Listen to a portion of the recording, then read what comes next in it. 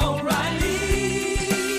You need parts? O'Reilly Auto Parts has parts. Need them fast? We've got fast. No matter what you need, we have thousands of professional parts people doing their part to make sure you have it. Product availability. Just one part that makes O'Reilly stand apart. The professional parts people. O'Reilly Auto Parts. You ever get that feeling the walls closing in, the concrete jungle suffocating you? You crave some wide open spaces, the chance to connect with nature, maybe in a spot all your own. Well, head over to land.com. They've got ranches, forests, mountains, streams, you name it. Search by acreage. You can search by location. You can search by the kind of hunting and fishing you're dreaming of. Land.com. It is where the adventure begins.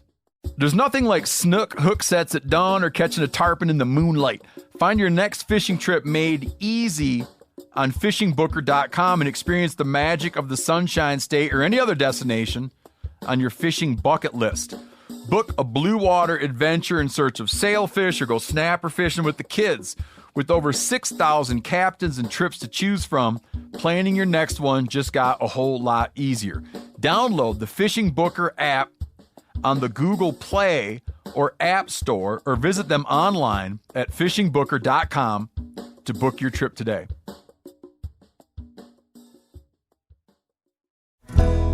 Hey, everybody. Welcome to episode number 17 of the Hunting Collective. I'm Ben O'Brien. I'm joined today by Cody Rich. Cody Rich of the Rich Outdoors podcast and all the other media associated with his brand and all the other things he does as an entrepreneur in the hunting world. Cody's an interesting guy. He's a free thinker. He's somebody that has a different approach on talking about hunting, thinking about hunting, and he's as hardcore as they come.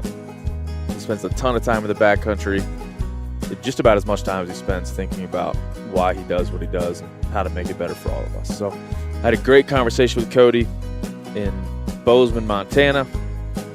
I'd like to thank him and his lovely fiance for having me over for dinner, a good bit of whiskey, and a great podcast. We went deep on a lot of conversations, from the history of hunting to how we got here to where we're going.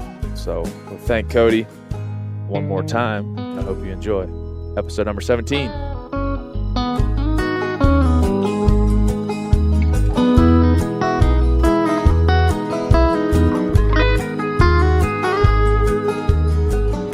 Cody, whose podcast is this? Have we discussed who's posting it? Yeah.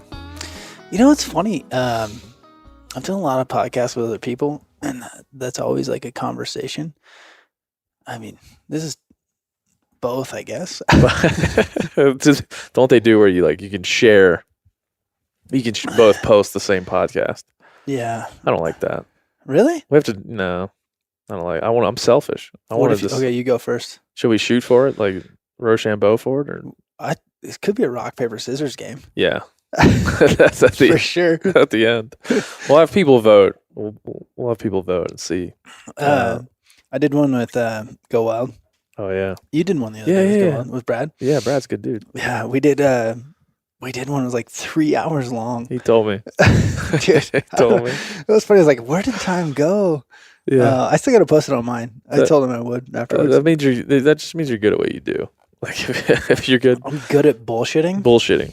And if you found yourself in a position where you just bullshit as a profession or semi-professional bullshitter, you're doing good. Which is strange because I would not. If you would have looked back before I started a podcast, no one that knows me would have been like, "Yeah, he'll be a podcast host," or it was probably before that was even a thing. So it'd be like a radio host. Like I'm not a talkative person. Yeah. I don't go out of my way to talk about myself or about anything. Super quiet, super reserved. I freaking hunt by myself. So and I don't know. I guess I'm an extroverted introvert. Yeah. And that's why your thing doesn't come off like, hi and welcome to the Rich Outdoors. Yeah. Probably for that reason. But yeah, I don't know if I was that way. My mom used to say, I know always that like late night, when I was a kid, it was like late night with Benny. Like I'd come out and I'd have my act for dinner, you know. Really? I had my deal, my act polished. My jokes lined up for dinner. So maybe that was like a precursor to having a podcast. But I still don't feel that way. It's not conversational when you're telling jokes at the dinner table. But yeah, I used to be a bit of a performer in my younger years. When you were a kid, like what was like the dream? What were you going to be? I was going to be a sports writer. I was going to be like, I don't know even who at the time was the person I looked up to the most. I don't know, guys like Ken Rosenthal and people like that, which now I look at it as like, that is not a very glamorous thing to look up to. I didn't want to be John Glenn. I want to land on the moon. I'm like, I'd like to write about people hitting the ball. Yeah. That would be great. And it for sure got to that pretty quickly, to do that as a profession, and pretty quickly realized it was terrible. And so, hey, kids, if you're out there and you have a dream, test it out early. If you can get that thing in early and realize maybe it sucks, that'll save you a lot of time later on. I always tell people, look at someone who is there. Like, look at someone who is doing what you think you want to do. Yeah. And evaluate how happy they are. Like, not oh, hey, my recruiter told me he's this happy. Yeah. Yeah. But like, truly, how happy is that person? Well, that's a great example, because when I was like 21 years old, and I was an intern at a sports magazine called Press Box in Baltimore, Maryland, and they got rid of a lot of their editorial staff in like one big swath, and I was an intern. And the main publisher came to me and said, "Would you like to be a beat writer for the Baltimore Orioles and the Ravens during the time where we're switching over our staff?" And I was like, that is like my dream job. Like, oh my gosh, I'm 21. So I think the first time I realized that exact thing, I was sitting in the press box and I kind of looked to my left and my right, and there's just a bunch of like disheveled, old, just miserable looking guys that can't clap anymore. If somebody hits a home run, they can't have it. They're like, it's the job of the sports journalist to be muted, so you can't celebrate any good things. You just have to sit there and write your article and be gone. And then, it would be like an extra innings baseball game, and the sports writers would be over there like, oh my God, another couple of innings, like bemoaning the fact that they had to sit in the press box longer. And I'm looking around at that and I'm like, this is a beautiful thing to me. Sports is like this, very exciting. It creates energy in a place. Like, you get in a stadium full of 40,000 people and you feel this like incredible energy. And there's the dudes that are writing about it are just hating life. This white-faced and like never see the sun, and I remember looking around and thinking, well, this isn't what I thought it was going to be, And then you have like the TV personalities who are super dressed up, but still the same misery, the same, like they get all the things that the baseball players get. On the negative side, they get all the travel, they get all the long nights, they get all the things that wear out a baseball player, but you don't get any of the glory. You don't get any of the, you don't get the money, you don't get the glory, you don't get the women, you just get the travel. That's all. So was there a moment where you're like, wait a minute? Oh, for sure. Yeah, there was a guy by the name, I won't say the guy. Well, he ain't going to ever listen to this, but there's a guy named Aubrey Huff. He was a baseball player for the Orioles at the time. And I had to write a feature on him. And it's weird because in the sports world, you're kind of like the press are like like cattle. You get into a room, the locker room has their lockers, right? And these are people that are literally at their jobs. They're like changing, they're texting, they're eating, they're showering. That they're just doing their job. They're living their life. And you're in this like cordoned off area in the middle, and you're press. You're there to cover these guys. And you're only allowed to approach them at certain times, and you gotta kind of like sidle up to them while it looks like they're not so busy. You'd be like, "Hey, Aubrey, can we talk for a minute?" And he'd be like, "Well, I'm Skyping with my kids. Back off, you little shit. Like, move away." And so it's this incredibly awkward scenario where you have to have a good relationship with this person to make it work. Well, I was 21 years old. Nobody wanted to talk to me. Like, nobody. And Aubrey, bless Aubrey's soul, he didn't want to talk to me, and I had to come to him like the last day before my deadline and be like, "Aubrey, I've interviewed your family, your coaches, your manager, your teammates. I've interviewed the janitor. I've interviewed the guy that sells peanuts out in the outfield, but I have not been able to get you to say anything about this story."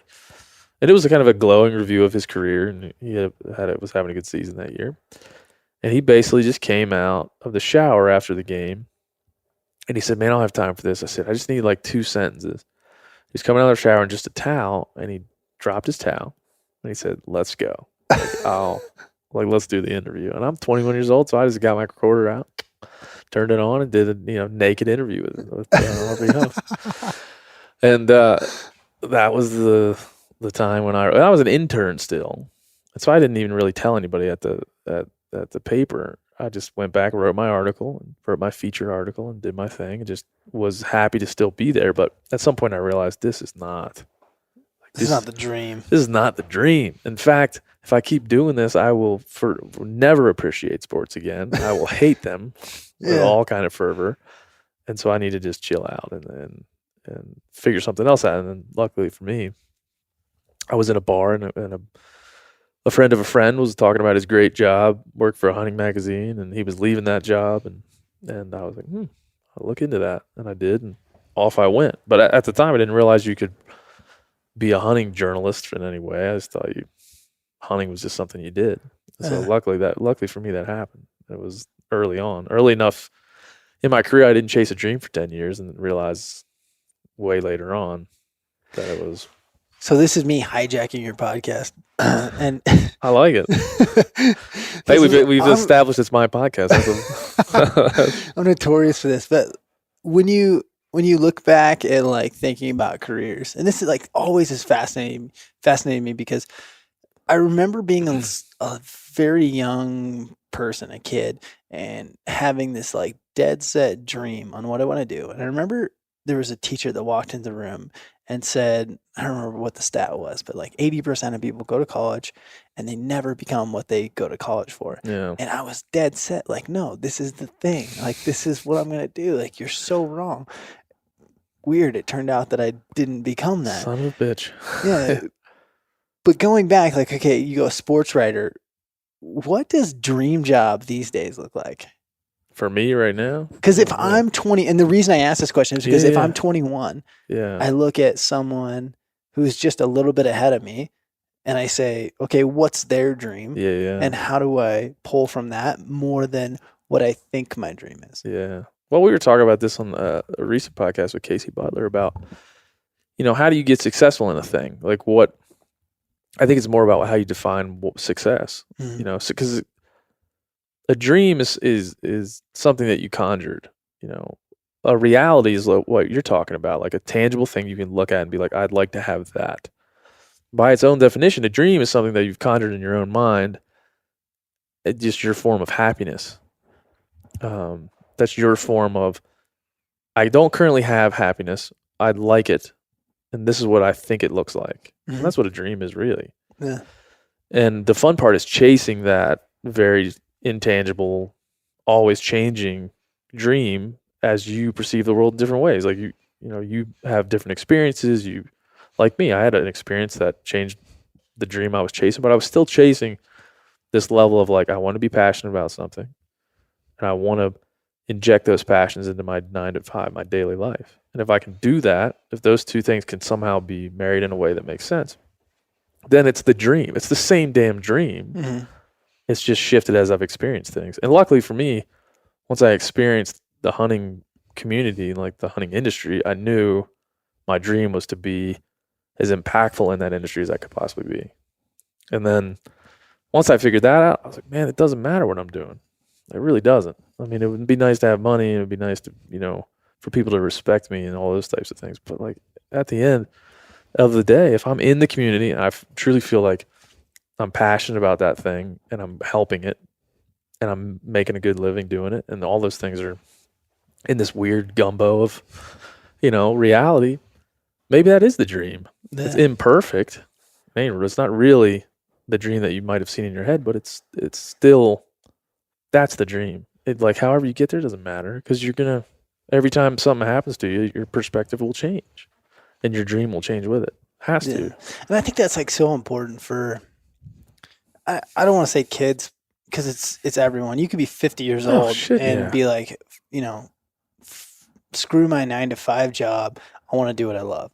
And so like in that capacity, it's understanding that this dream is ever changing and like what you're trying to accomplish maybe tomorrow looks a little bit different, and being okay with that. For And sure. being like, okay, this is the direction, but not necessarily the exact thing. Yeah, because if you're chasing one exact thing, you're going to get way off track focusing on that one thing. And you're going to miss a lot along the way that would have benefited your life and your passion. Like, if I would have been completely closed to marketing, I was a journalism major. I thought marketing was the enemy. In fact, I still think it is. I hate it. If I would have been completely closed off to taking a job as a marketing guy at a cooler company, because I thought it was the enemy and my dream was to be this journalist above all journalists, then I would have missed the opportunity that I had there. And in fact, I struggled with that early on in that decision-making process. Like, marketing is the enemy, dude. What are you doing? Like, you want to be somebody who puts information out, not doctors it up so to sell plastic boxes. Like, that's not what you do. But so when Ben O'Brien comes to a fork in the road, yeah, such as that, that's what marketing and journalism, like those are two big directions, right? Like that's a fork in the road that pretty much is a T intersection. Oh yeah. So, sure. I mean, I guess I can't say that. It's a Y intersection depending on what you're marketing and what you're marketing for. Yeah. Like, that's debatable. Yeah. But like, you come to a fork in the road, how do you think about decisions? That's a good question. Yeah, well, I'll think about that. I'll make a decision on my why on the road, how I'm going to talk about decisions and whys on the road. Man, I just think I always go back to like energies. I don't know, in marketing, what I've learned in being a marketer is that advertising is interruption. And marketing is about, you and I were talking about this earlier at dinner. Marketing is about like this collection of energy. Like you're attaching yourself to the current energy, like the most important, the most influential energy that's out there. Like, and that's speech and that's ideas and that's innovation. That's a lot of things. That energy gets wrapped up into consumer products or a personality or, an influencer, whatever, however you want to attach that thing. When I try to make a decision like that, I look at the singular, like the tangible decision, not the intangible. Because if it was me making the intangible decision between journalism and marketing, I would always pick journalism. And that's what I was just talking about. That would close me off from this other opportunity, which at its face seems like not something I wouldn't want to do. But then when I went and experienced Yeti and experienced the energy there and understood what it was at a base level, I'm like, this energy is more important than the conceptualized version of what I think marketing is. Like, I would rather attach myself to what this feeling than, not accept this reality because it's marketing, because it's labeled like that. Yeah. And it ended up being a whole lot of journalism in my marketing gig, thankfully. Which, like, this is why I say it's kind of a Y more than a T, because essentially you get to the right company with the right vibe. Marketing can be journalism. And and that's being open-minded, and that's taking probably a lot of that has to do with your background and what you bring to the other thing. But and I mean, I hate to sound really, out there when I'm saying energies. I'm not. We're not going to talk about chakras at all after this. I don't mean it like that. I mean it like a group of people or an idea or something that you literally energizes you. And I felt the same way about deciding to do a podcast, because when I sat down, like when we did a podcast before I had one, or when I had been on others, like there's this legitimate energy that I get from the conversation. Like, it's almost at some level like a drug. Like you have a super like a passionate conversation. Nobody's interrupting you, hopefully, and that's a rarity in this world. You have that conversation, you come off it like, man, that was awesome. And that's why it's sometimes when the audio is bad, or when you lose the card on the way to the truck or something, it feels like you lost something. Not because you can't, because you could have the same conversation again. What you can't replace is the energy that you felt in that room at that time with that person. Yeah. And I don't, like, how many times in your daily life, you don't have an hour-long conversation with the Starbucks barista. Yeah. But if you did, it might be cool as shit. Like, you might really learn something. And you might come out of that like, this is a cool coffee person. I just think how many like conversations we do that aren't recorded. Yeah. It's crazy. And and then like how you, and the podcasting to me has become this thing that like, if I don't do it once or twice a week, I get to be feeling like I got to do it again, man. My knees start shaking. I'm like, oh, let's get in there again and get in that arena again where I can exchange ideas. And so I think I've gone to that more now than ever, just to try to find these things that feel energetic, like this, that have a certain vibration to them. And if you feel it, you know it, and that's the way to go. It's the gut intuition. Yeah. You just gut check. And at that level, you really are trying to gauge the people and the idea and the direction.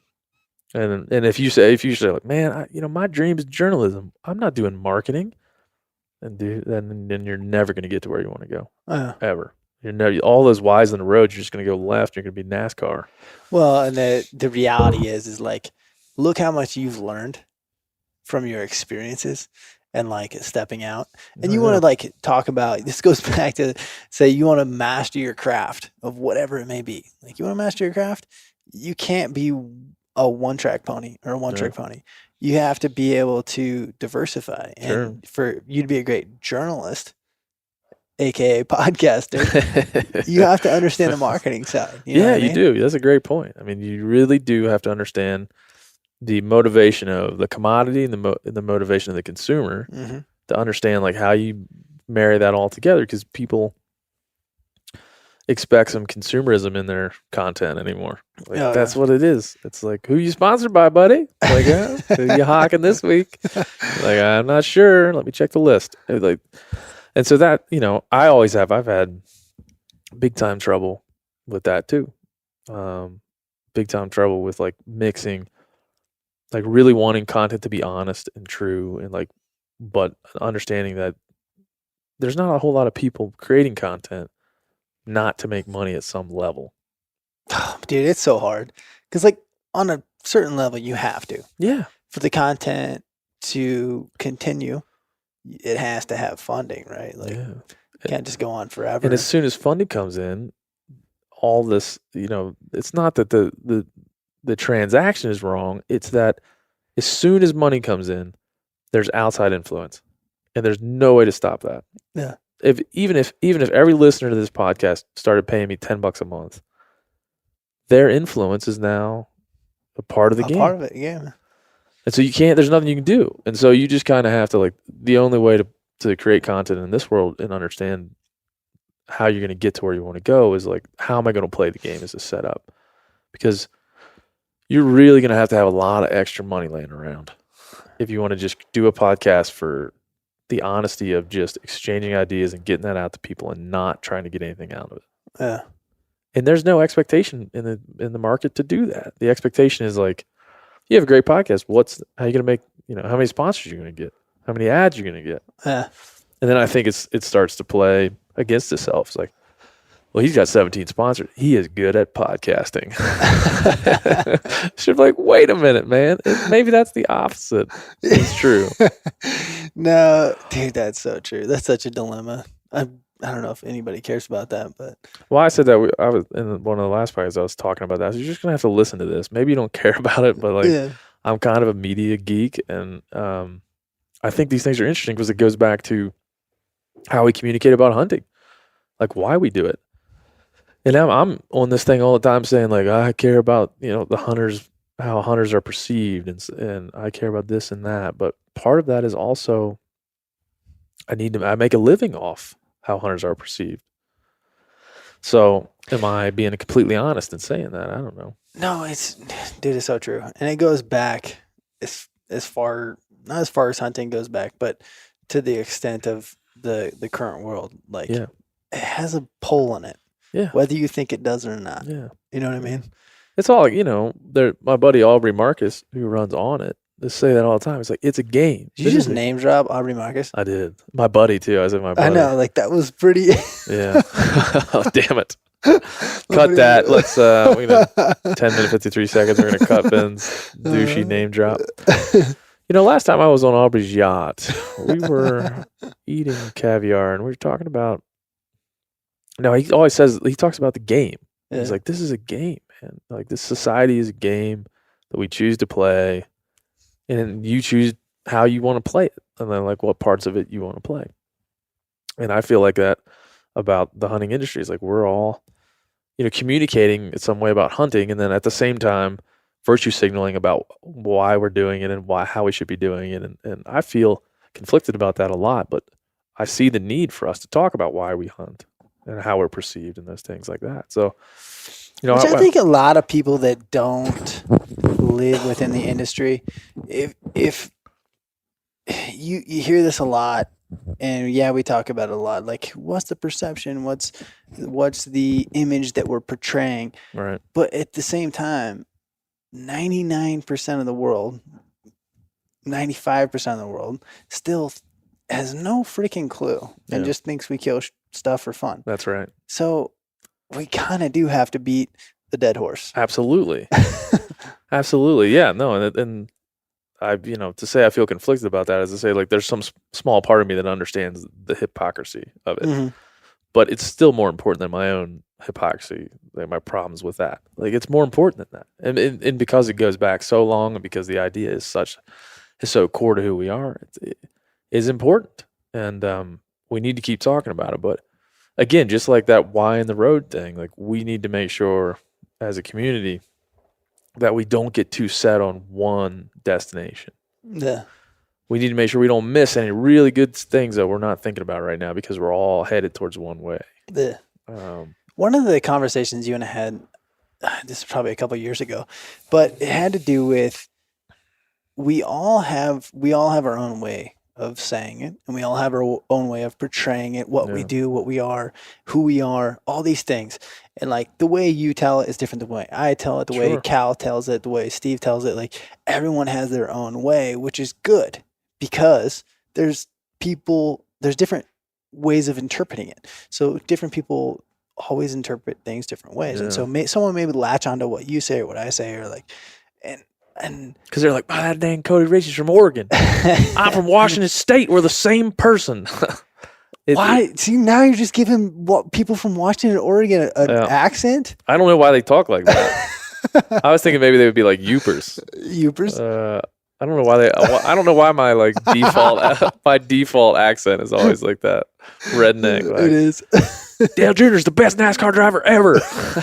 I don't know why it's like that, but I've talked about that in the past too. It's like we have chosen, or it has chosen us, however we came into hunting. We have chosen this complex and complicated thing that almost every single person or every single region or every single, place where hunting happens, it's like it's a different thing. Oh, yeah. Like you and I grew up hunting, but we didn't grow up doing the same things. Yeah, because you grew up in Maryland, I grew up in Oregon, like literally a country apart. Everybody you were talk like this. They're like, hey man. What do they talk like in Maryland? I don't know that. It's the same accent. Same accent everywhere. But that's, I think that's it. I think we have stumbled across this thing that is very much malleable. It's very much like the idea of hunting is pursuit, pursuer. It's always been the same. Mm-hmm. That's always will remain the same. The deer and the human will remain the deer and the human. But the deer will change, certainly, over time, on a lot based on conditioning. And we will change and perceive the deer based on where we live and how many of them there are. We've already done that in the history of hunting. We've already had not a lot of deer and changed our perception of what deer are. And then now we got a shit ton of them, and now we're changing our perception of what deer are now. Which is funny because I'll go back and I'll just to play devil's advocate, and I agree with you, but for podcast sake, we'll play devil's advocate. I like it.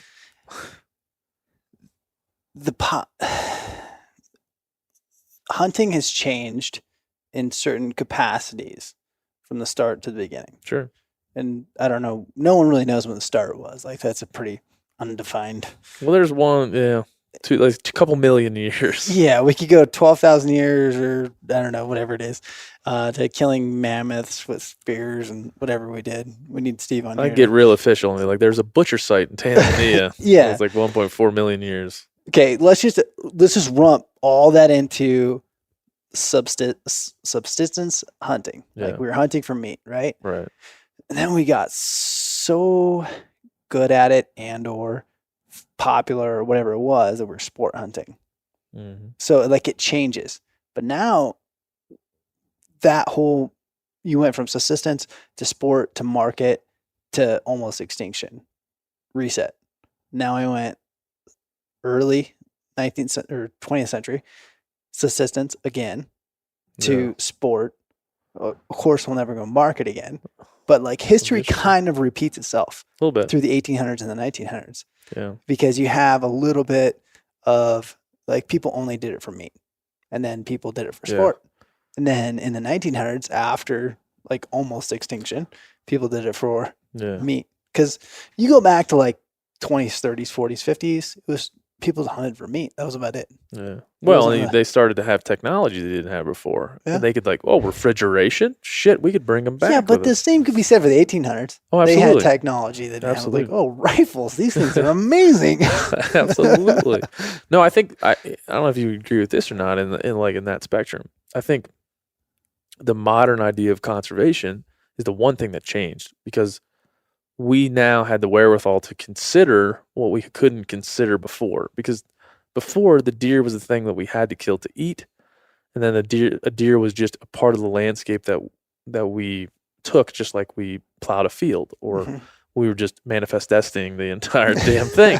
We're just like, we'll just plow the whole fucking thing. If the deer are there, we'll kill them, and we'll take parts of them, and it's fine.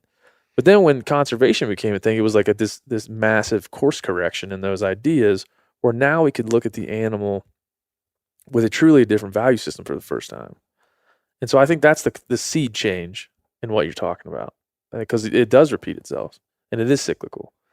But the seed change was in conservation in the turn of the century, and in the 30s we started to think about like we have to have a value system for this animal or set of animals, population of animals, to make sure that they stay around. Because before we were just killing them to eat, or we were just killing them because they were there, and we could profit off of it. But now there's this thing this ideal that has to go forward throughout the history of time to keep them there.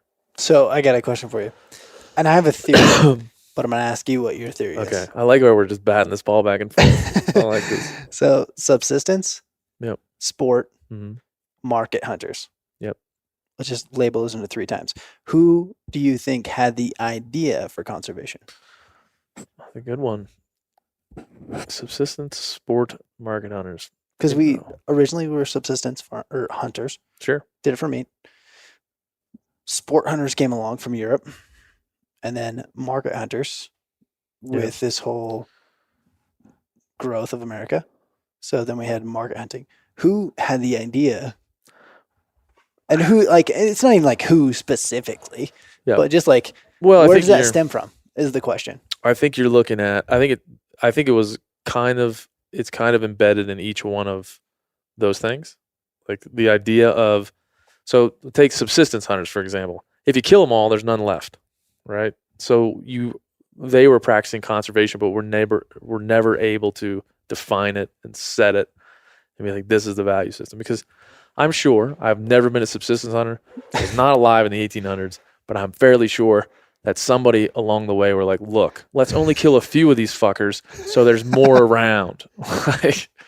And that is an idea. Like a feast this week is great, but if we could eat next week, that'd be really Because you're just thinking, like, there was one caveman who's like, let's just hit them all over the head. And then like another kid was like, hey man, listen, if you hit them all over the head, we're not going to have any left for tomorrow. So like that idea isn't that conservation in and of itself?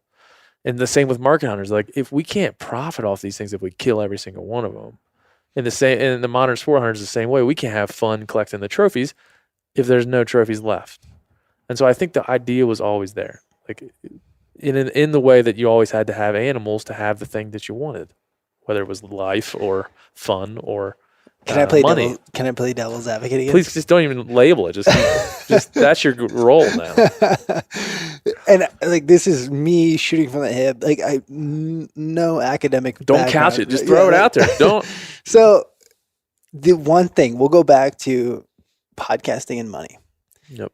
When money is involved, things change. And I think one of the problems that we had with driving populations to near extinction was not trophy hunters, aka sport hunters, was actually market hunters. Because the theory that someone is going to get paid for this, whether I do it or not, gets justified. And you see the same thing throughout culture today. You see it all over. Like you see like, oh, well, someone's going to do this. I might as well get my chunk of the pie. Yep. And I think that's truly what drove populations to extinction. It wasn't absolutely. Sport or trophy hunting. No, sport hunting saved it. Yeah, exactly. I mean, like people came from Russia. It's not like they killed 2,000 buffalo. Yeah. The market hunters were like, man, someone's getting paid to take this to Fort such and such. Well, and also too, like at the turn of the century, there was a growing urban populations that needed fed. Yeah. And you read a lot of books about buffalo hunters and how they thought about that, and also unchecked populations of large ungulates running the hell all over the place. Oh yeah, they're a real pain in the ass. Yeah, destroying habitat. I was in Yellowstone a couple days ago, and I was thinking, well, no wonder they wanted to kill some of these things. If you had 1,000 buffalo in one valley, everything would be mush to shit. It would just be like oatmeal. Like there would be nothing left. It would be. Is that your first time in Yellowstone? Yeah. When you saw your first buffalo, you were like, "Oh my god, a buffalo!" No, because I'd seen them, but I also know like the buffalo. Like I know the story. Like, oh no, buffalo! Oh my god, buffalo! The first buffalo I saw. This is a great. We'll get back to defining the history of humanity in a minute, but first buffalo I saw, which I felt like was symbolic of the buffalo in Yellowstone, is this buffalo was. You could see this buffalo's ribs. Like it looked like an old male. And it looked like just like the oldest male out of the herd. He was just like stumbling around in the sage, just like trying to figure out what the fuck to do by himself. And I was glassing him from the hard road there, and his ribs were showing, and he was looking rough. And I was like, I just remember thinking, that's about right. That's about right. Like animals in this situation, even though it's essentially a wild buffalo, like he's like, I felt very much like that animal is sick from humanity. Like that animal has seen too many cars. He's been exposed to too many soccer moms. He's sick from that exposure. He had a Facebook account, and he's like, he is out. He's full out. Like he's had too much exposure. Yeah. He's just can't eat anymore. He's done with it all. He's a Kardashian. Like, dude, we saw this bull elk, and it was like right next to right downtown. And this bull, I know everyone goes to Yellowstone, and this is like the only elk they've ever seen, and they think it's magical. And I've seen a lot of bulls, and it was just like the most depressing thing ever. It was like, this is not life. This is not real. Yeah. You can't. I had my family with me, so I was seeing it through their eyes, and that was okay. Yeah. But I made point to describe like this is not, this is not normal. And it's and my wife asked me at some point. We were driving in a car on Yellowstone Lake, and there was an elk bedded right by the road, and she goes, "Have you ever been that close to one before?" I was like, "I shot one with a bow." How far do you think it was? How far away you think I was? Like I just remember her and I know the concept of hunting is not foreign to her, and she knows what I do, but it's just this interaction with the animals. The dulling of that interaction is so depressing. Oh, absolutely. So depressing to somebody who has had a very sharpened, interaction that's natural. Like you standing behind a tree and a bull elk that's chasing a cow runs by you. He's not feeding by you. Right by a road. And you're pretty sure he might kill you if he knows something's going on. He doesn't know you were there. He's never seen any humans around there. Yeah. Or very few. O'Reilly Auto Parts are in the business of keeping your car on the road. O'Reilly Auto Parts offer friendly, helpful service and the parts knowledge you need for all your maintenance and repairs. If you're confused about what part you need, like what wipers are going to be the best, what replacement headlights are going to be the best, go into O'Reilly. and talk to the people that work there because they're great and they're super friendly and they'll get you squared away where you walk out knowing you got the right thing. They've got thousands of parts and accessories in stock, either in store or online, so you never have to worry if you're in a jam. Do you need your windshield wipers replaced? You need a brake light fixed? You need some quick service? They'll help you find the right part or point you to the nearest local repair shop for help. The professional parts people at O'Reilly Auto Parts are your one-stop shop for all things auto do-it-yourself, and you can find what you need in-store or online. Stop by O'Reilly Auto Parts today or visit us at O'ReillyAuto.com/MeatEater. That's O'ReillyAuto.com/MeatEater. You ever get that feeling you're stuck inside staring at screens and a primal urge kicks in? You crave wide open spaces, fresh air, the chance to connect with the land? Well, maybe it's time to find your own piece of the wild, but searching for property can be a maze. That's where Land.com comes in. They got millions of listings across the country, from mountain ranches to hidden fishing holes. Their search tools are like a seasoned guide helping you narrow down what you want. Land.com isn't just about buying and selling. It's about finding a place to hunt, fish, explore, or simply sit by a campfire and listen to the crickets. So head over to Land.com today to turn one day into today, because trust me, there's nothing quite like the feeling of standing on your own piece of earth. There's nothing like snook hook sets at dawn or catching a tarpon in the moonlight. Find your next fishing trip made easy on fishingbooker.com and experience the magic of the Sunshine State or any other destination on your fishing bucket list. Book a blue water adventure in search of sailfish or go snapper fishing with the kids. With over 6,000 captains and trips to choose from, planning your next one just got a whole lot easier.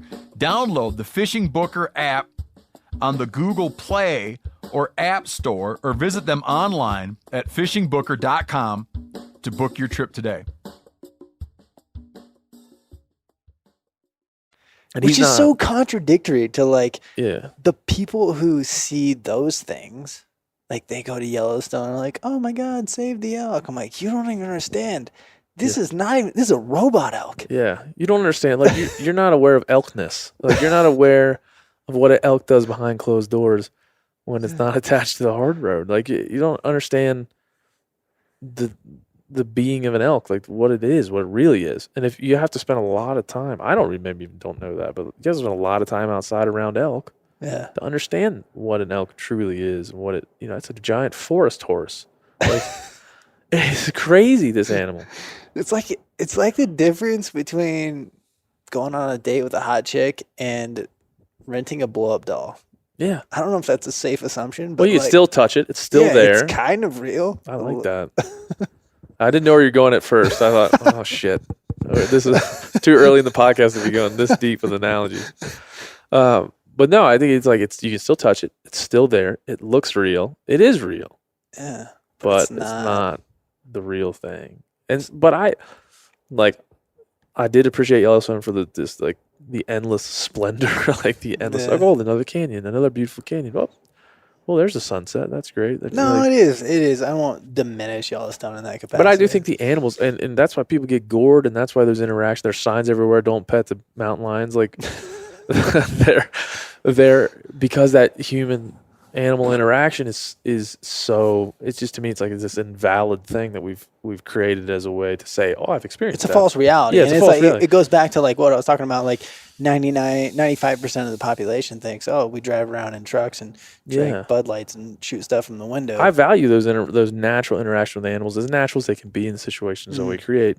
But I value just seeing an elk feeding across, chasing a cow and feeding across the meadow and bedding in the shade and standing up, and I value those insights as much as anything because it's important. But I was telling even telling my dad when we were there that it just felt dull, and it felt like people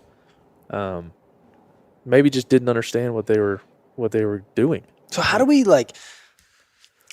show, or how do we explain, or how do we put things on the same level? Boy, that's again I go back to. But the other thing I'll say is there's somebody they were saying there's 2 or 3 deaths a year in Yellowstone, somebody gets gored by a buffalo or run over by an elk or something. I'm like, maybe that's nature's way of being like, I'll let you play at this.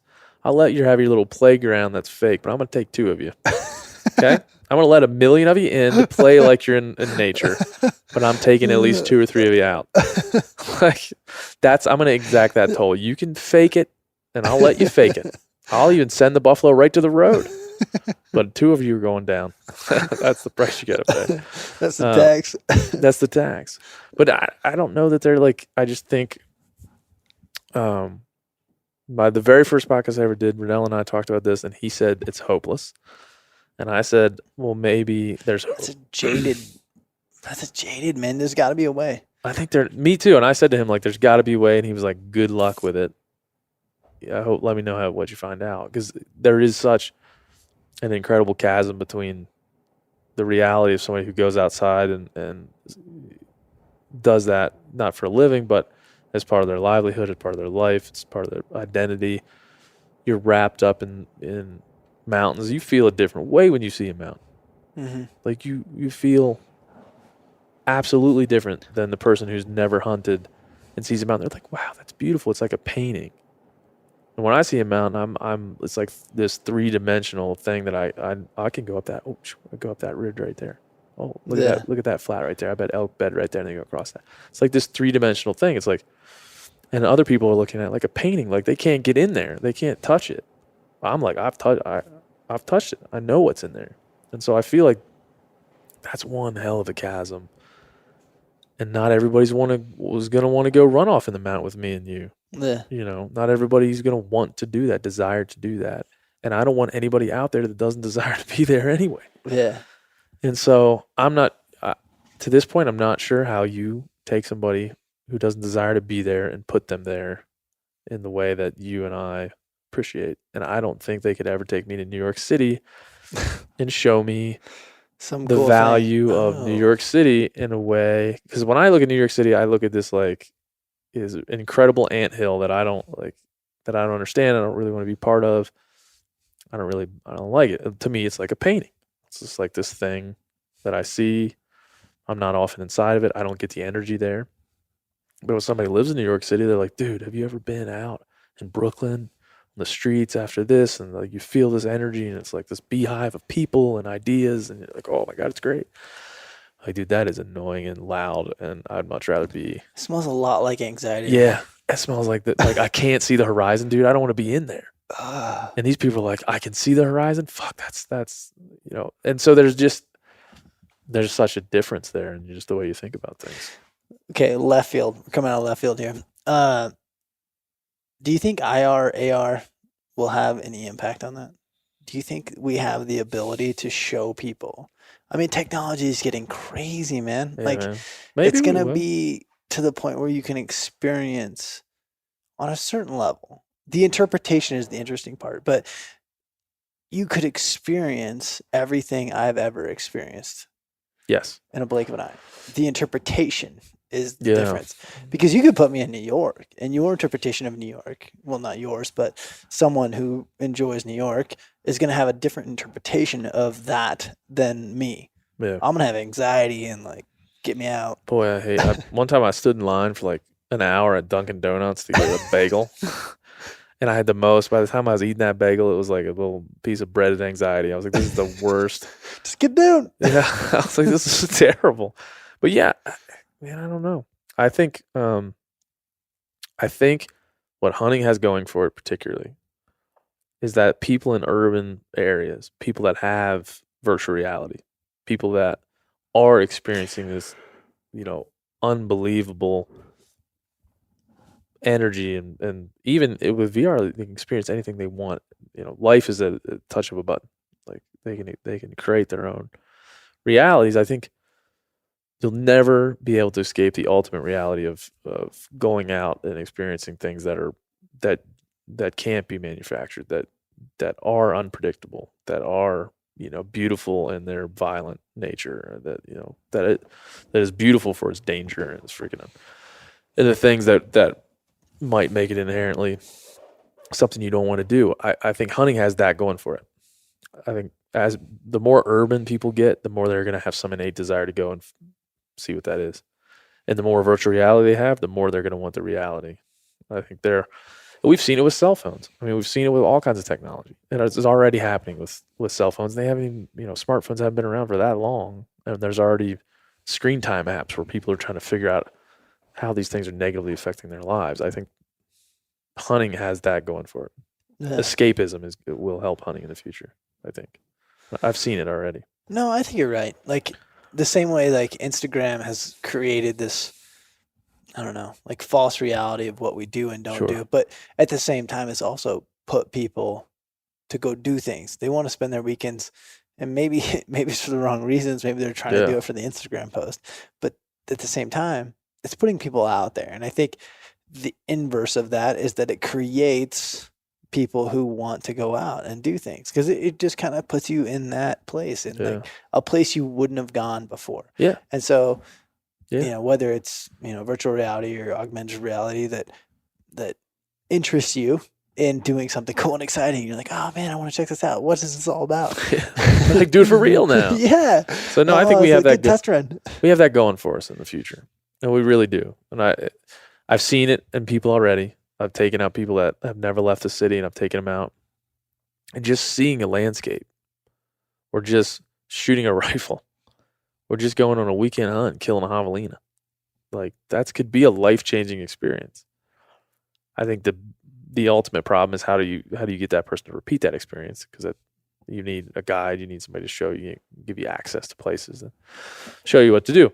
So I think that's the ultimate hunter retention issue is that. But I think as far as like the acceptability of hunting and what it going outside and what that'll look like, I think there's a bright light there, because that's always going to drive people to find what it is there. And then there's enough people just out there going like, man, I don't give a shit if you like killing animals or not. Like if it makes you squeamish to think about shooting an animal, I'm telling you that it enriched my life, and you'd be a fool not to try to give it a shot. Yeah. You'd be a fool not to give it. And you may do it once, never even kill an animal, and just decide that's not for you.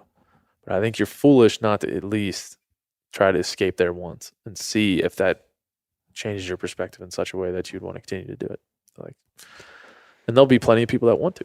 Yeah. It goes back to it's not about trying to get everyone in the world or in our country to pick up hunting and like start hunting and doing crazy things and climbing mountains and all this crazy bullshit. But it's about 51% of the population accepting that it's okay. Yeah. That's it. Is it beneficial? Like the only question that needs answer is it beneficial to society? Yeah. That's it. And if, like you said, if 51% of our population says, yeah, sure, it's beneficial to all of us that somebody goes out there and kills that animal, we're like, oh, cool. All right, let's keep doing it.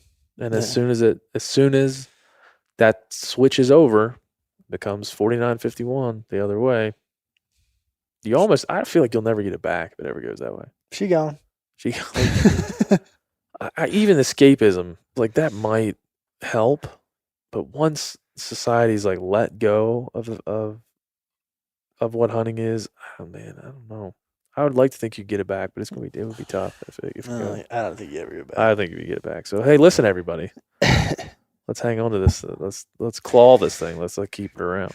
Yeah, because it's worrisome, but I truly think like if we continue to hammer away at the problem of like the chasm between the non-hunter and the hunter and the way they think, if we continue to try to like put a thread in between the two of them, eventually you'll have a rope and eventually you'll have something to pull on. But right now there's really nothing. Dude, that was a strong analogy. Was that good? Yeah, that was really good. Was it really good? All right. We'll put that in the highlights. I don't do highlights, but I'll start. Yeah, you should start with highlights, because that was like that's a golden opportunity. I like it. We'll hashtag that. We don't have a hashtag. Hashtag ropes. Hashtag threads to ropes. Threads to ropes, bitches. But I truly do believe, like, I feel like right now there is no thread. Yeah. Maybe the meat is a thread, but it's weak as shit because it doesn't really stand up in a lot of ways. It's a false argument, because like anybody who's a realist, I don't want to compare it to religion, but it's like there's a lot of people that have problems with certain pieces Sure. of things, like the actual, like, oh wait, that doesn't really make sense. So when you come to the meat thing, people are like, wait, why? So why do you go to Nepal to get Yeah. meat? Wouldn't it be closer to go to like Yeah, it's Texas so that's around the corner? like you can't. That's what I mean. You can't just have the one thing. Yeah. And I'm sure you're like me. Like I meet people, and you tell them you're a hunter, and they look at you like you're fucking crazy. And I'm like, dude, it's awesome. My life's way better for having done this. And they look at you like you are insane to have put that thought in your head. Mm-hmm. And then I meet people that are like, I never want to leave the city. And I look at them like, you're an alien. Crazy. You're crazy. And that is the idea that scares me a little bit. 'Cause there's people like just at the mention, like, what do you do for a living? Oh, I'm in the hunting industry. Oh my God. You say that? That's dangerous. Yeah, I never say that. No, I say outdoor industry. If Okay. they push me, I'm like, I climb mountains. They're like, what do you do when you go up there? I'm like, well, sometimes I'll bring a bow. What do you do with test the that? water. Yeah, what do you do with that bow? I Well, shoot archery before I climb the summit. Duh. That's what Sometimes everyone I'll bring does. my bow and maybe an animal shows up. They're like, okay, tell me more. And I'm like, all right, I'm comfortable now. Dip my toe in. But yeah, it is. I find there to be like this, and it's see it in every other thing. Guns is another one. Oh yeah. Some people, they're like, do you own an AR-15? I'm like, yeah, 2 or 3 of them. They're like, you are crazy. Like, why am I crazy? What are you talking Dude, about? this whole world is like so enamored with what other people do. No. Just it takes all kinds for the world to go around. Yeah. I truly believe that. Like, if everyone was like me, it'd be a real boring world. I mean, we'd all be really cool. I'd but start like a mustache comb company because if there's that many mustaches. well, if there was that many probably do really mustaches, good. it wouldn't be creepy. So I could go next to schools and things. But That's true. as yeah, it at is, this point. so No, what people don't know is because people only see Cody on like Instagram and things. His mustache is CGI. It's not even real. it's green screen. He did a green screen just for the internet. He wears this green mustache around. It's fucked up. It's all Instagram. But yeah, you go back to like the original topic of what were we talking about originally? We were talking about the history of hunting and like how conservation started. Yeah. But I think, conservation is one thing that I think is an idea that everybody gets. It's like it's a shared value system. The unfortunate thing about conservation, it is not hunting. Yeah. Unless it's really hard to explain to those people, right? Like if conservation, like the some groups would lead you to believe that they're one and the same, then it would be way easier. But conservation is an idea about like value systems of the animal and how we think about that animal and what our role is in keeping it around. Hunting is not that at all. Like we have very smartly connected the two through necessity, but really through visionary people that were like, we got to connect this idea with hunting in the modern sense because sport hunting is not conservation. It isn't. And we got to connect those two ideas. And so now here we are in the modern world. Well, this is why we go back and it's easy to say, well, I do it for the meat or I do it for, this is. I'm a conservationist. Woo! Yeah. And there's lots of holes in that theory. But at the same time, it doesn't explain it. It doesn't have the full effects, so to speak. Yeah. And I don't think anti-hunters struggle with their ideologies like you and I are struggling right now with yeah, which is interesting. Like, we're two passionate hunters who spend a ton of time, who are very confident in our beliefs. Yeah. Can I explain why I hunt? No. It's a multifaceted question. Can an anti-hunter explain why he's anti-hunting? Like, bitch, I had to spend money to start a podcast to work through this problem. It's like therapy. Dude, I'm 230 some episodes in. I still haven't figured it out. That's right.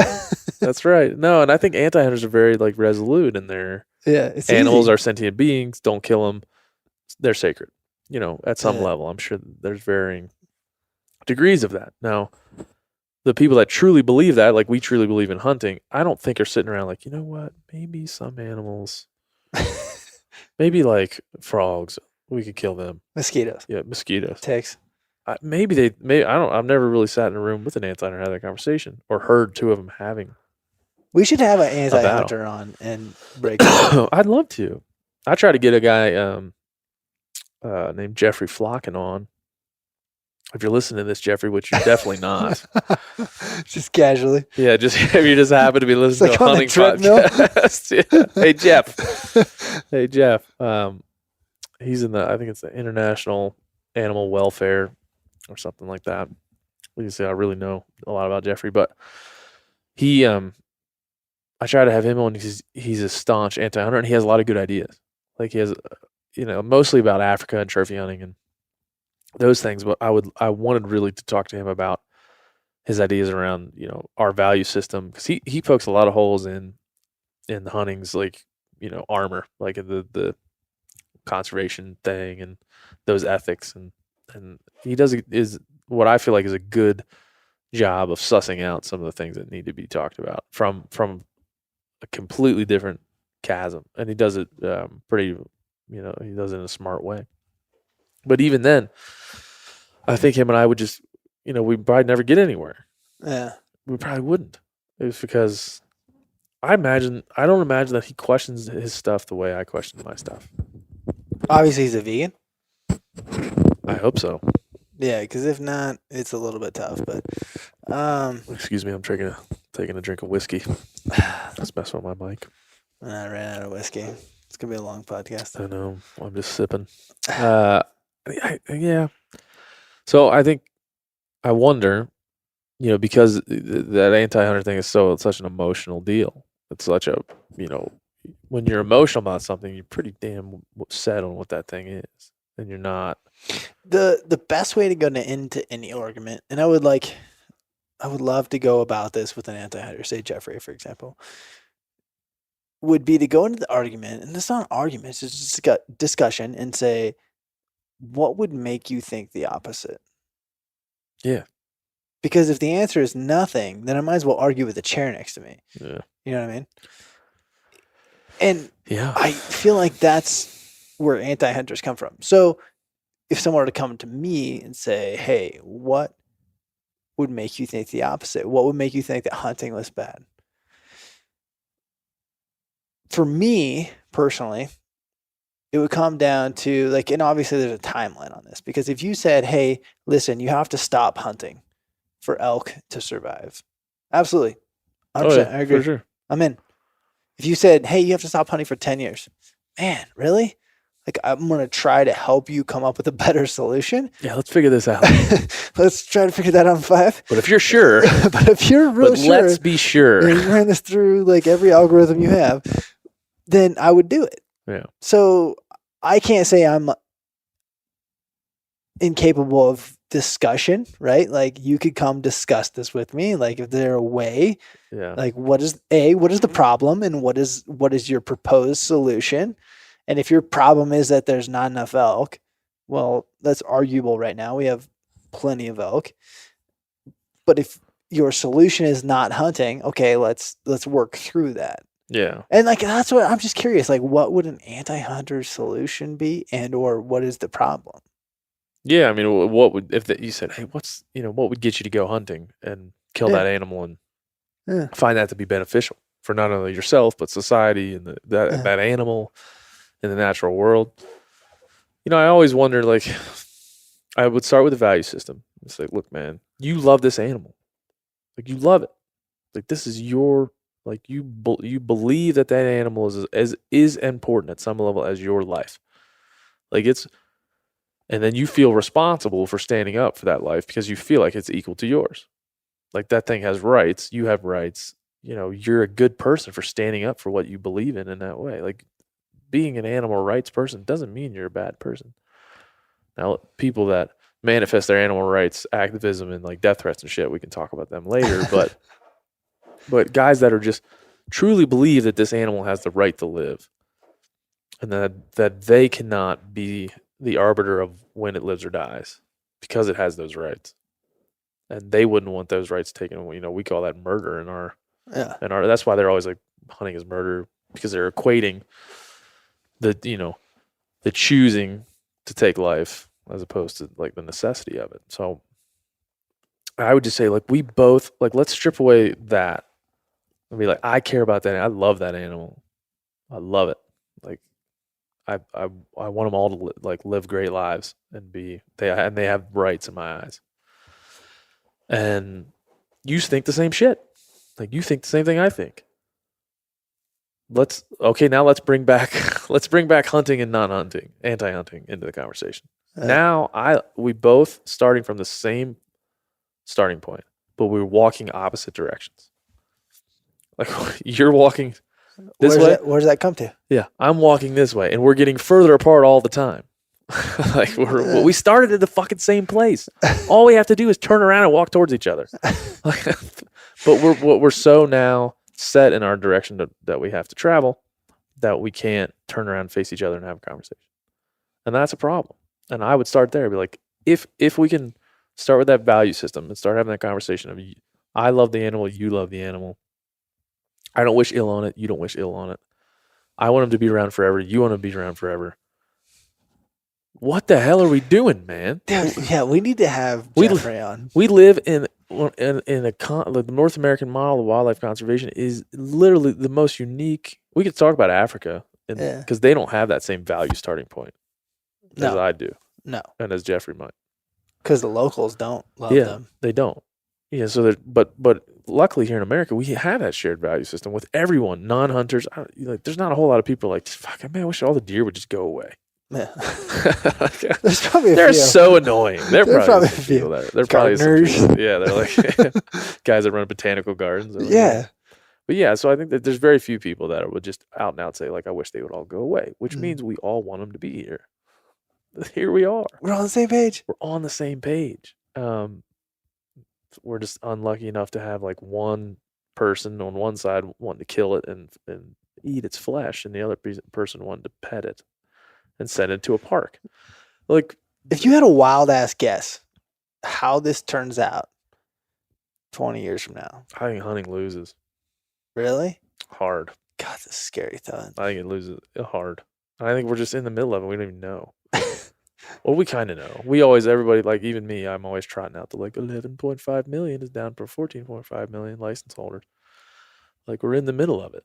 And I don't know that we really know what it's going to be in 20 years because we're like, it's going to lose. It's going to. O'Reilly Auto Parts are in the business of keeping your car on the road. O'Reilly Auto Parts offer friendly, helpful service and the parts knowledge you need for all your maintenance and repairs. If you're confused about what part you need, like what wipers are going to be the best, what replacement headlights are going to be the best, go into O'Reilly and talk to the people that work there because they're great and they're super friendly and they'll get you squared away where you walk out knowing you got the right thing. They've got thousands of parts and accessories in stock, either in-store or online, so you never have to worry if you're in a jam. Do you need your windshield wipers replaced? You need a brake light fixed? You need some quick service? They'll help you find the right part or point you to the nearest local repair shop for help. The professional parts people at O'Reilly Auto Parts are your one-stop shop for all things auto do-it-yourself, and you can find what you need in-store or online. Stop by O'Reilly Auto Parts today or visit us at O'ReillyAuto.com/MeatEater. That's O'ReillyAuto.com/MeatEater.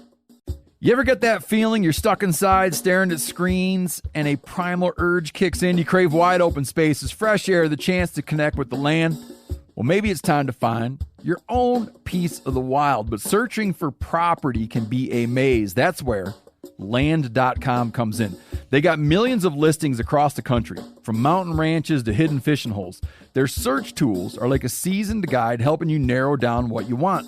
Land.com isn't just about buying and selling. It's about finding a place to hunt, fish, explore, or simply sit by a campfire and listen to the crickets. So head over to Land.com today to turn one day into today, because trust me, there's nothing quite like the feeling of standing on your own piece of earth. There's nothing like snook hook sets at dawn or catching a tarpon in the moonlight. Find your next fishing trip made easy on fishingbooker.com and experience the magic of the Sunshine State or any other destination on your fishing bucket list. Book a blue water adventure in search of sailfish or go snapper fishing with the kids. With over 6,000 captains and trips to choose from, planning your next one just got a whole lot easier. Download the Fishing Booker app on the Google Play or App Store, or visit them online at fishingbooker.com to book your trip today.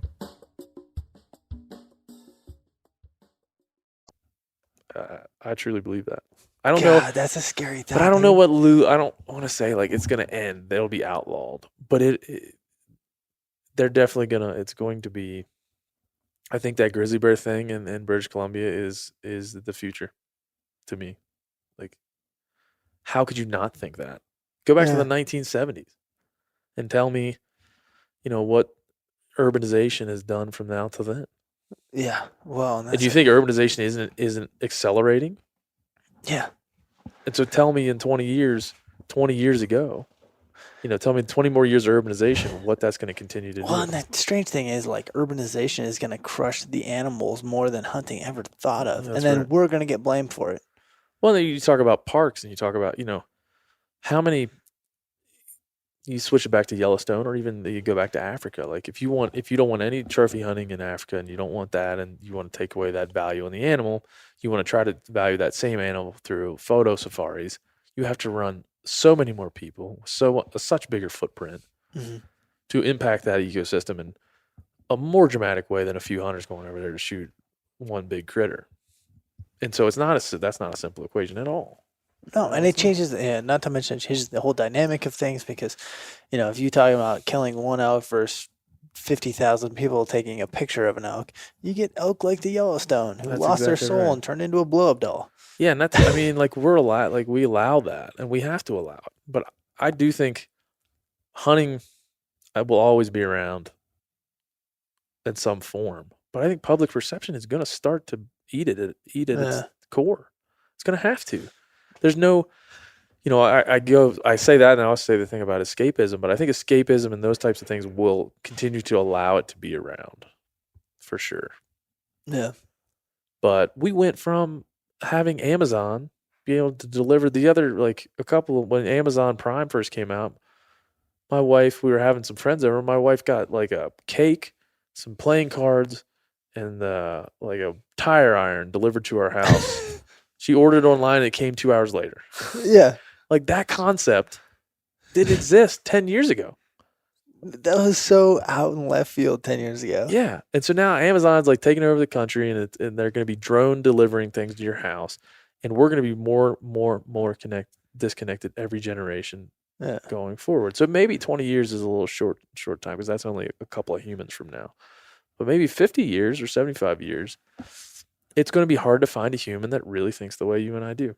And I don't think that means hunting will go away, but I think it means it's going to play this incredibly small role in society. And I'd be interested to see how Europe's hunting, and like this is something I should know, but I would have to go back and like do some research and figure out how, because hunting in Europe became very much a privatized rich person. It was always an aristocracy over there. Yeah. Like that goes all the way back to India. Like that, Does it go that far back?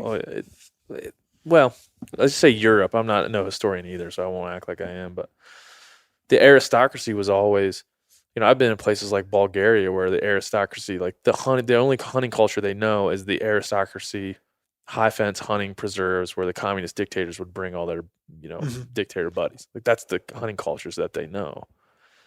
And that was here in the 1800s. Well, that's here too. And then look at Texas. Yeah. Texas is I live there. It is the closest thing to an aristocracy for hunting that you could find. I'm just curious if that's what we end up being. Could be. If history repeats itself. Could be. That could be. What I mean? And that means, one of the most important things about our current model and why it works is the wildlife as a trust. Like it doesn't belong. It lives in the state, but it does not belong to that state. It belongs to the people.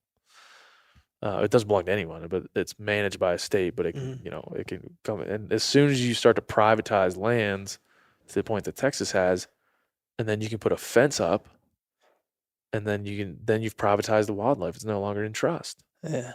And so that's like a nuclear no offense, Texas, but there's like some nuclear ideas in what Texas does right now.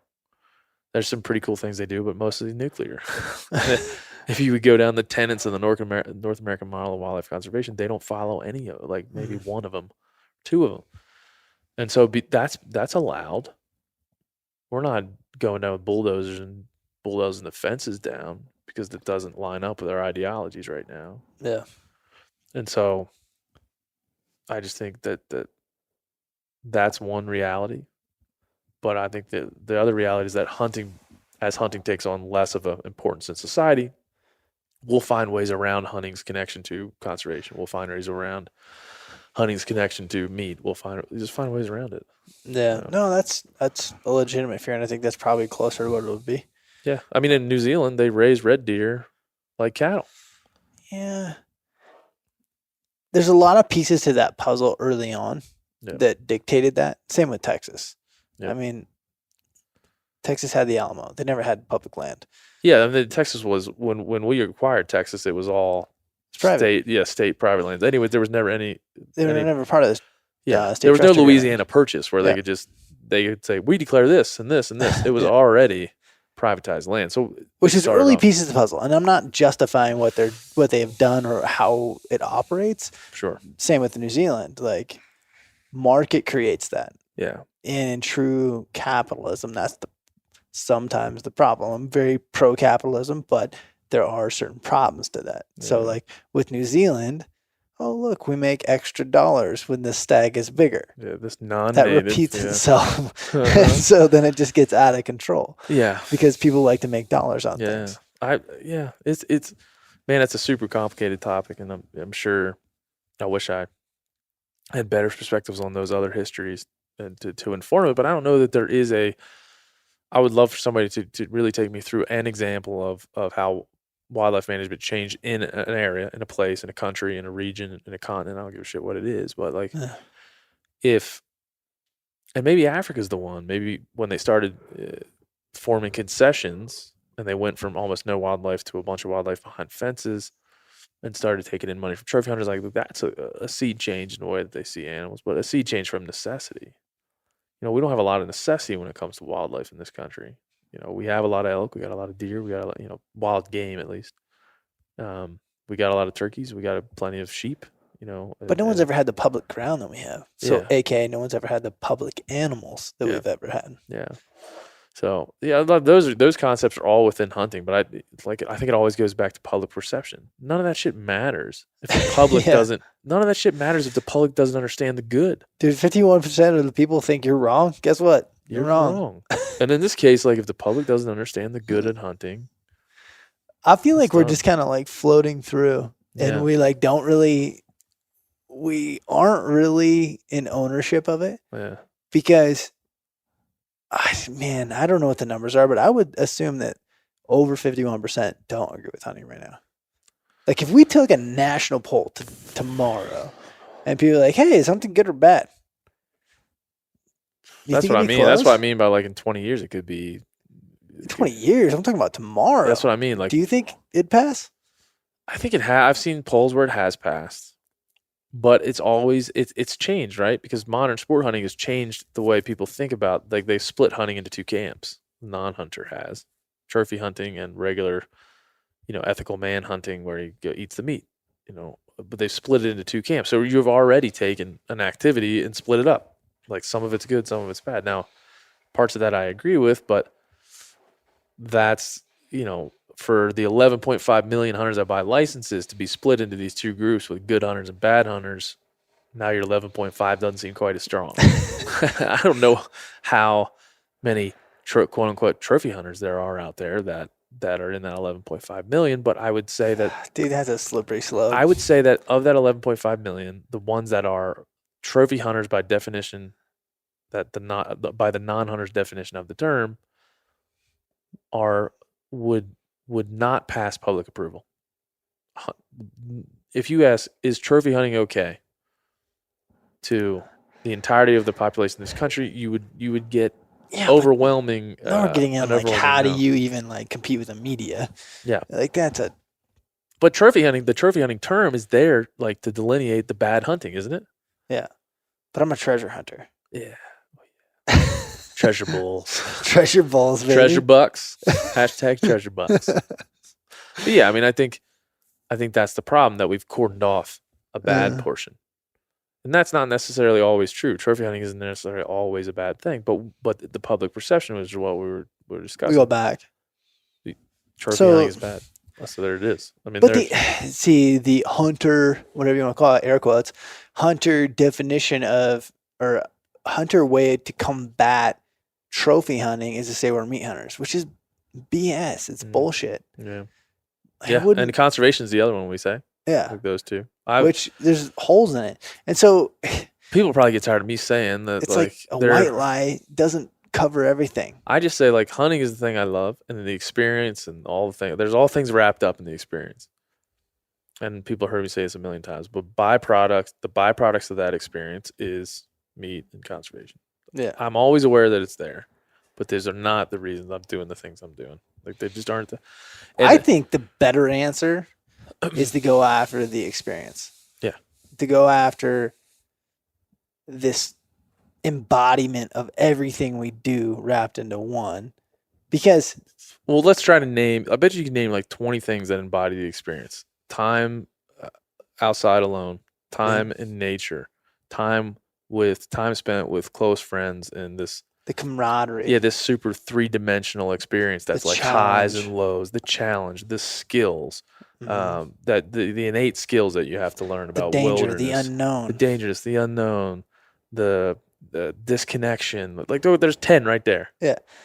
The thing I will say is that this adventurous society, people, and this, you can see this watching Instagram, people are interested in going on new adventures, going new places, experiencing new things. And when they understand that capacity, they understand, like, man, I really love going adventuring, hiking, whatever it may be, right? When you're like, hey, this is, if we can relate that to hunting, I mean, it's the same thing. It's only better. Yeah, man. There's some good, like I said, there's some good threads in there. And we'll continue to try to connect them. Yeah. And I think they can be connected, because, and I'm unwilling to give up on it, even though I think it's looking at it with just clear vision and saying, hey man, this ain't looking good. Yeah. Like, on the public perception side, it's not the public perception, specifically what I'm talking about, 20 years, it ain't going the right way. Dude, that's a scary thought. Escapism being what it is, meat, like the wild meat movement being what it is, the hunt fit movement being what it is, all those things combined, that those forces are not strong enough to change public perception in the way that it needs to be changed. Now, maybe something comes up and happens later on that I'm not aware of currently. Yeah. I would even lump conservation into that, because it's such an entangled mess of truths and half-truths and things that we talked about. So I think all those forces being positive are not enough to fight freaking urbanism, to fight urbanization. It's growing at a crazy rate. To fight technology, to fight the way humans think and perceive the world. Like, those things are changing way faster than the positive forces of hunting can combat them. Yeah.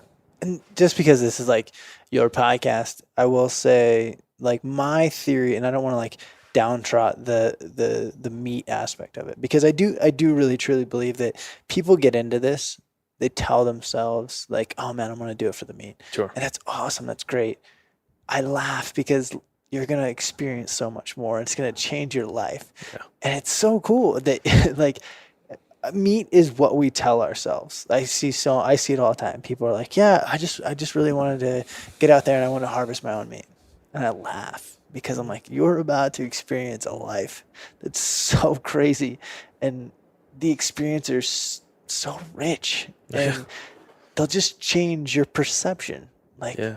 I think it goes, but like, this goes way back to the very start of this conversation, where we were talking about, like, how do you make a decision? How do you, and I'm saying, like, just don't get caught up on one destination. Like, dude, if you're just out there for meat, you miss so much shit that it's silly. Like, if you're out there just for the head, of the animal, you miss so much stuff. If you're out there just like, man, the carrying capacity of this land, I gotta kill 75 deer over the next year, and you're out there just popping deer to get to your 75 number. Which I don't know if a lot of people do that, but that's conservation in its raw in some form. capacity, yeah. In some capacity, it's like maybe it's in rawest form, but if you're doing all that, you're just missing out on things. And so, I think most people that I've talked to on this podcast are down with like the idea that this experience is something that we all need to work on, like together, and that there's no way to define it for all of us, but we all need to work on defining it somehow. Like, let's all continue to kind of hammer away at it and see where we get, how we can use that experiential story to make it a little more relatable. And going back, I really do believe that the way I tell it, the way you tell it, the way Cal tells it, whoever, everyone's going to have a little bit different story, because it's like what's important to them, what's a little more important to them. And, maybe adventure and pushing yourself is more important to me. But to Callahan, it's like meat is number one. Yeah. And that's fine, because there's going to be people that resonate with what Cal says, and there's going to be people that resonate with what I say. And like, there's a million ways to do it, to do it. But at the end of the day, like, it's so important.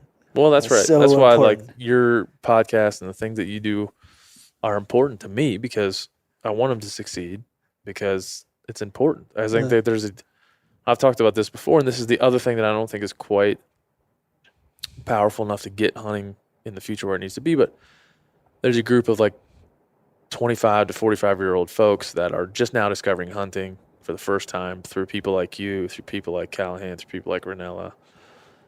And they feel like they have a community of people that, one, excites them and energizes them and inspires them to go hunting, but also continues to be a part of their life, continues to be a part of their lives, and motivates them to continue to do it, gives them a feeling of community where there may not be a community for them.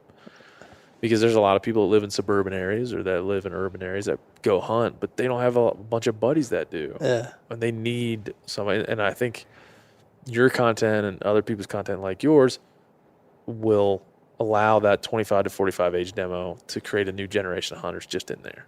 Yeah. Is it big enough to really get us where we want to go? I don't know. I'm kind of, I'm back and forth. Skeptical. Even in this conversation, I'm back and forth how I think that's going to help us for sure. Yeah. But I do think that's the ultimate solution. Should you have to list one thing? Yeah.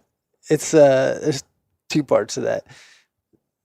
One part is like, people always give me a lot of flack for giving away secrets and all this. And I'm like, listen, I'm going to be successful, whether I give everyone the answer or not.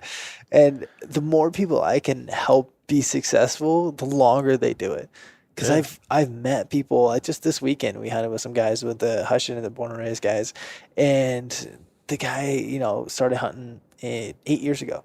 Still not successful, never killed a big game animal. I'm like, if he hadn't given up yet, like, he's probably fine. But most people would have given up by this point. Yeah. And so, for me, it goes back to like, hey, helping people be successful, because I truly believe if you find success, you'll be hooked. And I think too many people come into this, I hate to use the word sport, but whatever you want to call it, don't find success and give up. And, maybe they're not anti-hunters, but they're definitely not proponents. They're not driving the next person next to them. They're like, I tried hunting, but... no, in the hunting culture, we're all a part of it. It's more about success than it is about failure. Yeah. Just inherently. Yeah.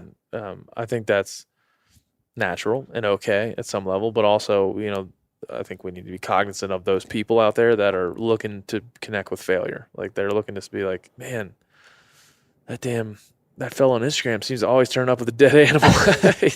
He seems like once every couple months turned up with his dead animal. And I never see him sticking arrows into the ground or anything like that. Yeah. I think it's important just to tell that whole story too, because that helps people. But there is, man, just I think just by evidence of this conversation, it's such a twisted, You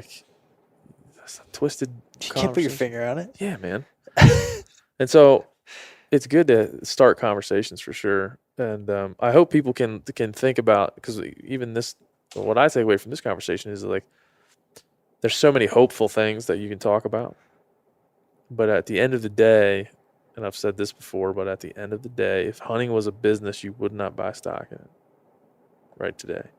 I don't think you would. Wow, I never thought about it like that. I don't think you would. I mean, if you would say like, well, less people are doing it. More people don't understand it.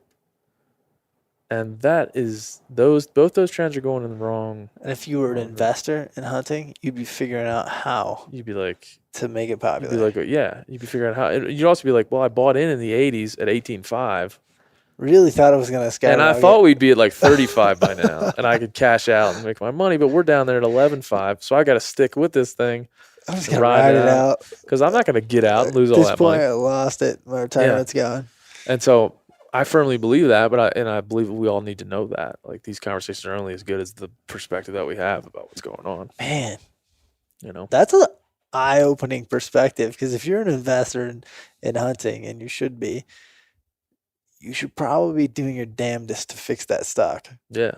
And that's why I think, I work for a brand that feels that. Like, that's why I think it's a little more incumbent upon,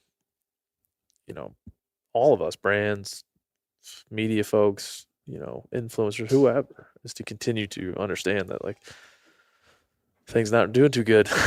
It's not doing good.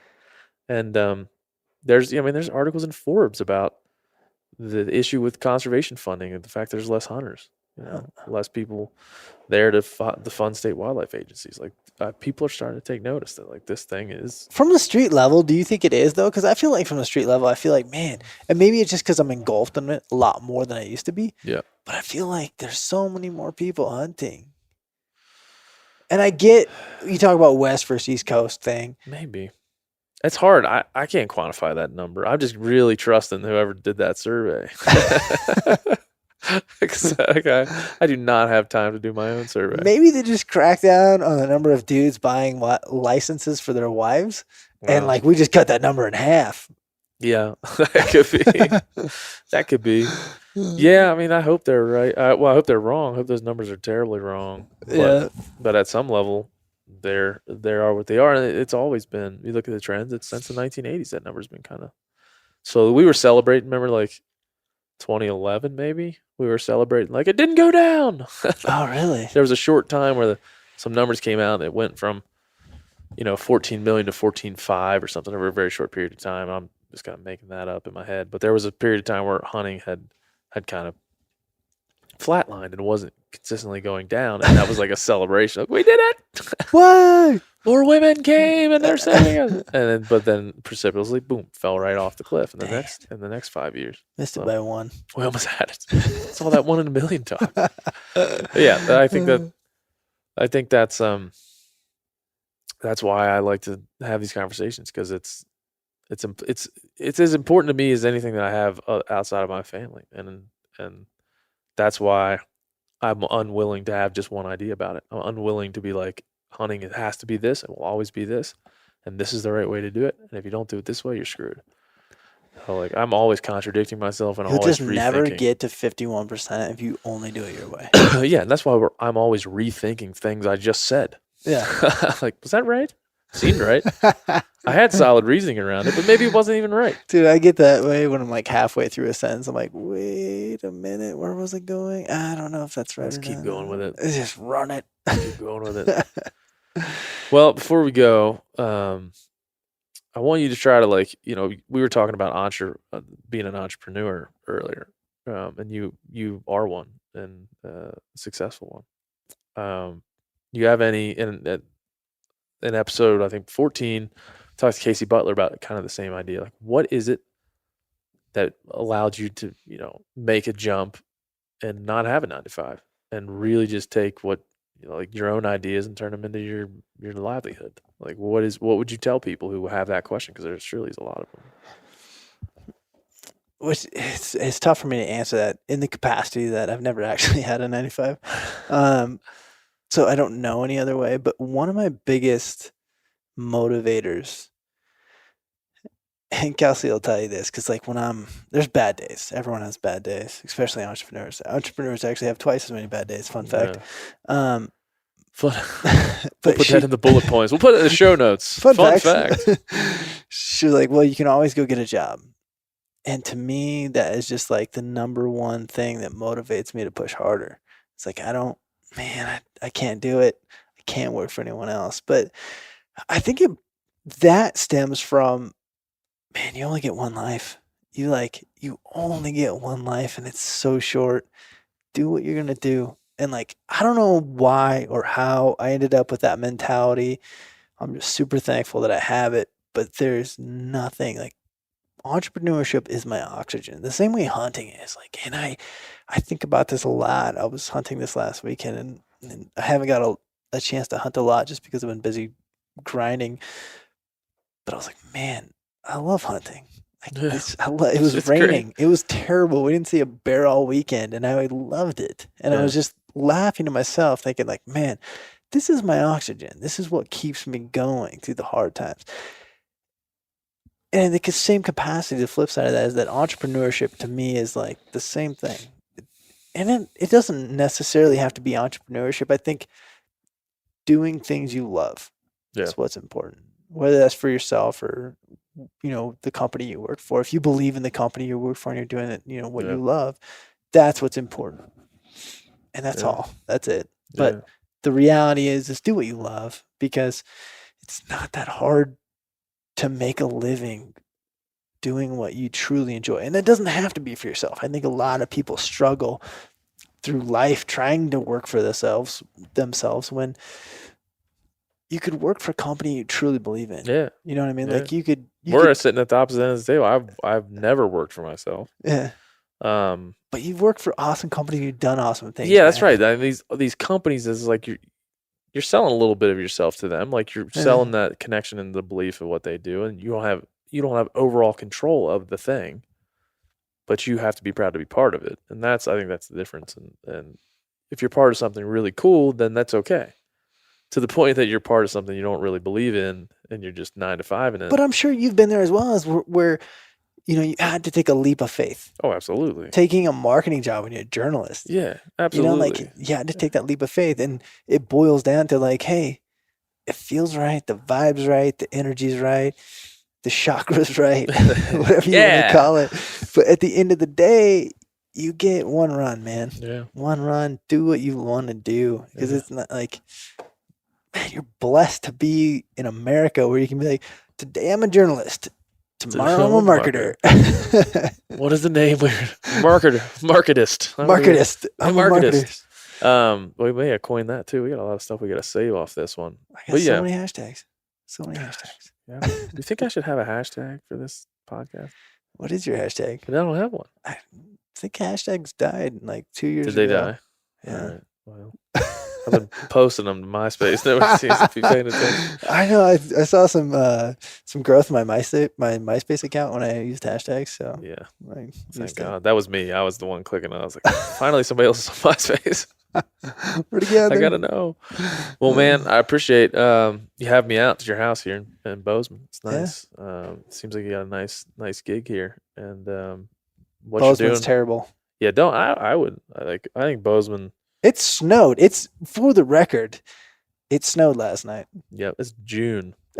It's June. It's June. It snowed last night. It's great, and there's bears everywhere.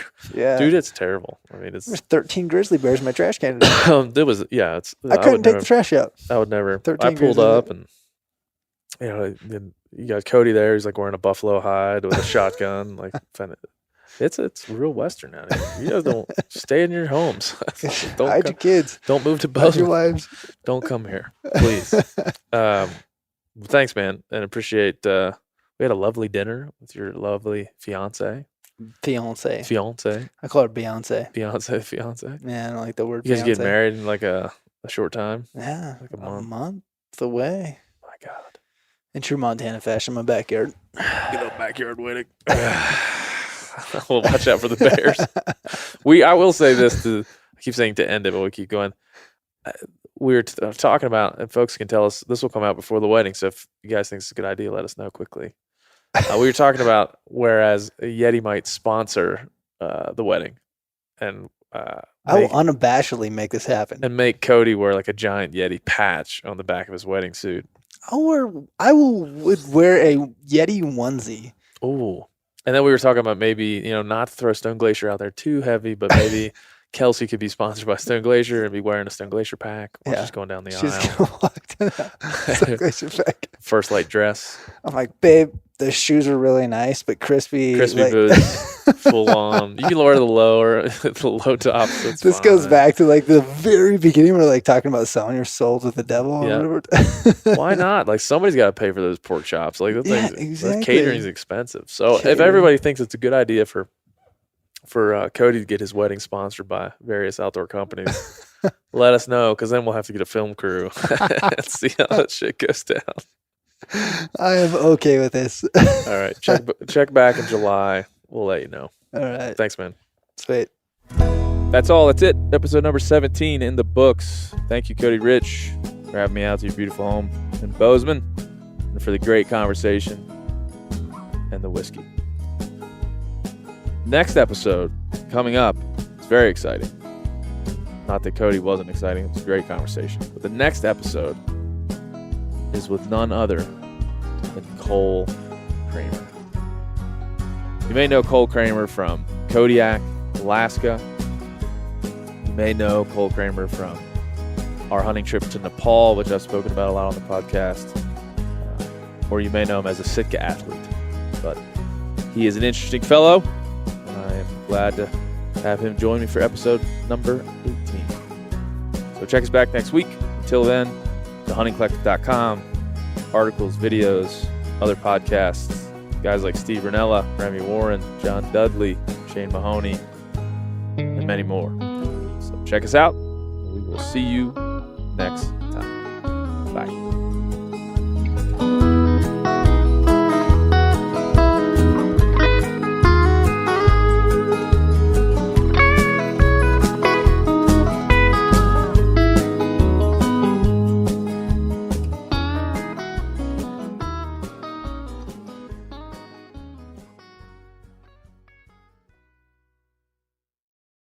You ever get that feeling the walls closing in, the concrete jungle suffocating you? You crave some wide open spaces, the chance to connect with nature, maybe in a spot all your own. Well, head over to land.com. They've got ranches, forests, mountains, streams, you name it. Search by acreage. You can search by location.